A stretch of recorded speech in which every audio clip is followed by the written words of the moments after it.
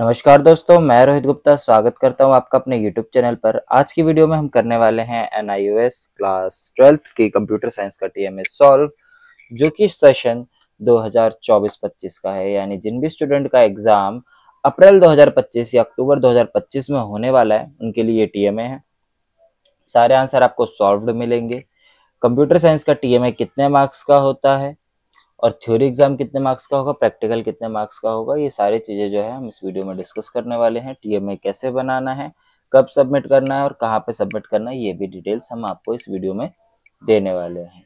तो सबसे पहले मैं आपको बता दूं, जो TMA सबमिशन की लास्ट डेट होती है अप्रैल वाले स्टूडेंट के लिए, वो है 31 जनवरी। 31 जनवरी से पहले पहले जो है आपको TMA सबमिट कर देना है। काफी बार होता है कि डेट एक्सटेंड हो जाती है, लेकिन हमेशा ऐसा हो जरूरी नहीं। इसलिए अपना TMA टाइम से सबमिट कर दीजिएगा। सबमिशन जो है आपका दिसंबर में स्टार्ट हो जाएगा। अब बात करें अक्टूबर वाले स्टूडेंट के लिए, तो उनके लिए 31 जुलाई जो है लास्ट डेट होती है और सबमिशन जो है वो जून में स्टार्ट हो जाता है। आपकी एग्जाम फीस अप्रैल वाले स्टूडेंट के लिए नवंबर में जाती है, नवंबर से स्टार्टिंग हो जाती है, और जुलाई वाले स्टूडेंट के लिए जून से स्टार्ट हो जाती है। आई होप आपको इतनी इन्फॉर्मेशन समझ में आ गई होगी। अब बात करते हैं TMA की। तो TMA जो होता है वो 20% होता है थ्योरी मार्क्स का। अब थ्योरी आपकी होती है 60 मार्क्स की और 40 मार्क्स का होता है आपका प्रैक्टिकल। ठीक है, ये थ्योरी आपकी 60 मार्क्स की होगी। अब 60 का अगर आप 20% निकालते हो तो वो बनता है 12 मार्क्स। तो 12 मार्क्स जो है आपके TMA के लगते हैं, बाकी 48 मार्क्स में इसको कन्वर्ट कर दिया जाता है थ्योरी के मार्क्स को, और उन दोनों को ऐड करके आपके फाइनल मार्क्स आते हैं। आई होप आपको इतना समझ में आ गया होगा। जब भी आप TMA बनाएंगे तो आपको फ्रंट पेज भी बनाना है। फ्रंट पेज पे आपको क्या क्या चीजें लिखनी है वो भी मैं आपको बता देता हूँ। तो फ्रंट पेज पे लिखने के लिए आप चार चीजें, आपको मोस्ट इंपॉर्टेंट चीज जो है चार लिखनी है। उसके अलावा आप एडिशनल कुछ भी इंफॉर्मेशन अपने अकॉर्डिंग डाल सकते हैं। देखो, तो सबसे पहले आपको आपका नाम लिखना है। उस पर नेम हो गया आपका, एनरोलमेंट नंबर हो गया आपका, सब्जेक्ट विद सब्जेक्ट कोड,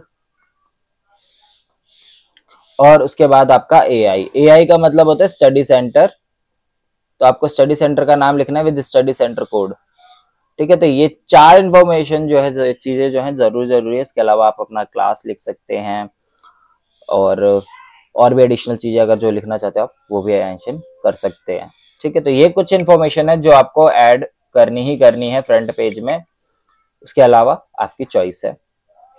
ठीक है,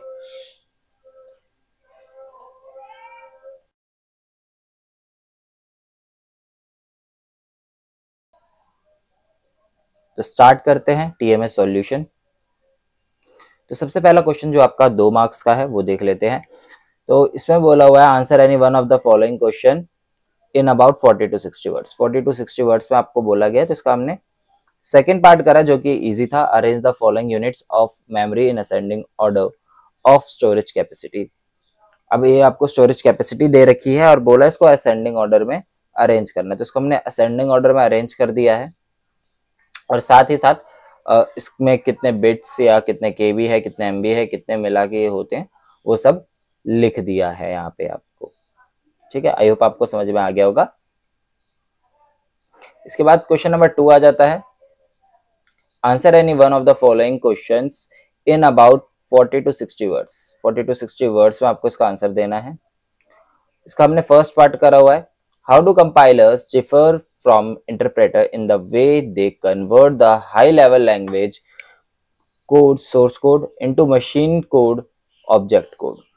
तो अब इसका आंसर आपको नीचे स्क्रीन पे दिख रहा होगा, तो फटाफट से इसका स्क्रीनशॉट ले लीजिएगा। बाकी अगर आपको कोई भी डाउट हो तो आप हमें कमेंट कर सकते हैं, कमेंट करके पूछ सकते हैं, या व्हाट्सएप पे कांटेक्ट कर सकते हैं। मेरा नंबर आपको स्क्रीन पे दिख रहा होगा।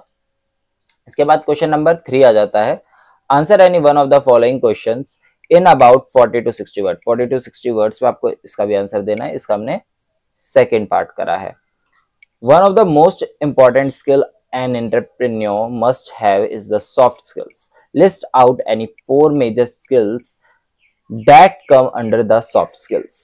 तो यहाँ पे आपको इसका आंसर दिख रहा होगा। तो 4 स्किल्स पूछी है जो कि सॉफ्ट स्किल्स के अंडर आती है। तो इसका आंसर आपको दिख रहा होगा। ये भी 2 मार्क्स का क्वेश्चन है। अगर आपको इसका पीडीएफ चाहिए होगा तो लिंक मैंने डिस्क्रिप्शन में डाल दिया है, वहां से आप इसको डाउनलोड कर सकते हो। और एक चीज और बता दूं, कंप्यूटर साइंस जो है सिर्फ और सिर्फ इंग्लिश मीडियम में, हिंदी मीडियम में ये सब्जेक्ट नहीं है। तो इसका हिंदी मीडियम का अगर टीए में कहीं मिलता है तो आपको वो नहीं करना है, क्योंकि वो इनकरेक्ट होगा। आप गूगल से भी डाउनलोड करके देख सकते हैं, हिंदी मीडियम में अवेलेबल नहीं है। इसके बाद फोर्थ बात करें, answer any one of the following question in about 100 to 150 words. 100 to 150 words में इसका आंसर देना, ये है 4 मार्क्स का क्वेश्चन। इसका हमने फर्स्ट पार्ट करा है। Data processing consist of activities grouped into 4 functional categories that are necessary to transform data into meaningful information, often referred to as the data processing cycle. Briefly explain this cycle using a suitable flow diagram. ठीक है, तो data processing cycle के बारे में पूछा हुआ है और उसका फ्लो डायग्राम बनाने के लिए बोला है, तो वो आपको नीचे दिख रहा होगा। और थोड़ी सी बर्ड्स की आवाज आ रही होगी, उसके लिए मैं माफी चाहता हूँ। मॉर्निंग में ये वीडियो रिकॉर्ड कर रहा हूँ तो बर्ड्स की आवाज मॉर्निंग में आती है। यहाँ पे आपको 4 पॉइंट्स दिए गए हैं। फर्स्ट है इनपुट, सेकंड है प्रोसेसिंग, थर्ड है आउटपुट और फोर्थ है स्टोरेज। उसके बाद आपका आ जाता है फ्लो डायग्राम। फ्लो डायग्राम का स्क्रीनशॉट ले लीजिए। इसके बाद आगे बढ़ते हैं क्वेश्चन नंबर 5 पे। क्वेश्चन नंबर 5 में बोला है answer any one of the following questions in about 100 to 150 words. 100 to 150 words में आपको इसका भी आंसर देना है। इसका भी हमने फर्स्ट पार्ट करा हुआ है। Explain the following terms briefly using suitable examples. A data encapsulation, B inheritance. अब आपको इनको एक्सप्लेन करने के लिए बोला है, साथ में एग्जांपल भी देने के लिए बोला हुआ है। तो ये हमने नीचे एक्सप्लेन कर रखा है, साथ में इसके एग्जांपल भी आपको देखने को मिल जाएगा। तो जैसे इसमें दिया गया है एज इट इज आपको उतार लेना है। ठीक है, तो ये डाटा एनकैप्सुलेशन हो गया। इसके बाद आ जाता है आपका इनहेरिटेंस। इनहेरिटेंस देख लीजिए। इसके बाद आपका इनहेरिटेंस का डायग्राम, ये जो फ्लो डायग्राम दिख रहा होगा आपको, थोड़ा सा छोटा कर देता हूं ताकि आपको अच्छे से दिख जाए। इस टाइप से आपको बनाना है, ज्यादा मुश्किल नहीं है। चलिए आगे बढ़ते हैं। लास्ट वाला क्वेश्चन जो कि मोस्ट इंपॉर्टेंट क्वेश्चन होता है, 6 मार्क्स का ये क्वेश्चन होता है। Answer any one of the following questions. अब आपको 2 पार्ट दिए थे इसमें भी, इसका हमने सेकेंड पार्ट करा हुआ है। बोला क्या है, क्लाउड कंप्यूटिंग इज अ बज word in today's world. Elaborate upon the advantages of the cloud computing.